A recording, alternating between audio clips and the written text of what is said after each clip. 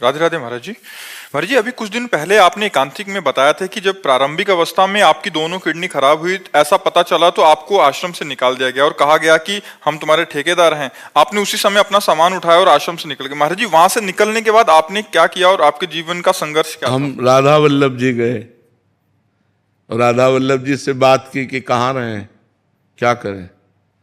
2 घंटा बैठे रहे, क्योंकि हमें विश्वास है कि हमारा बचपन से भगवान के मार्ग में रहना, तो हमने कदम कदम पे भगवान की लीला देखी है, उनकी कृपा देखी है, तो हमें विश्वास है कुछ न कुछ होगा। अगर उन्होंने निकाला है तो किसी न किसी रूप में वो हमारी व्यवस्था करेंगे। अब वृंदावन में हमारा किसी से परिचय नहीं था। 2 घंटा बैठे रहे, आरती हो गई ठाकुर जी की, कोई न संकेत मिला न कोई बात की, तो झोला टांगा बाहर निकले कि फुटपाथ में पड़े रहेंगे।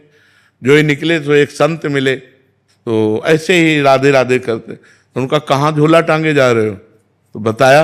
अरे बोले चलो ना, हमारे पास एक कमरा एक्स्ट्रा है। तो काली दह में उन्होंने कमरे में रखा। फिर कुछ दिन हुए तो गोस्वामी जी मिले जो राधा वल्लभ जी के हैं, तो उन्होंने कहा कि बाबा आजकल कहाँ रहते हो? तो हमने कहा पाठक बाबा अपने कमरे। आ जाओ ना हितधाम, कुटिया खाली है। बस हितधाम आ गए। तो हमारा जीवन का जो मोड़ हुआ वो हितधाम से हुआ। जो जीवन का हमारा परिवर्तन हुआ वो हितधाम से हुआ। 10वें वर्ष हितधाम में रहे। तो एक छोटी सी कुटिया थी, मतलब जिसमें पैर फैलाएं तो दीवार इधर इधर इधर, बस एक बाथरूम जैसी, और ऊपर छत टूटी हुई और बिजली का कनेक्शन नहीं। तो जब 10-12 वर्ष हो गए, हमारा चमत्कार और सब हुआ है भगवान का हमारे साथ, मतलब तो हम आश्चर्य माना।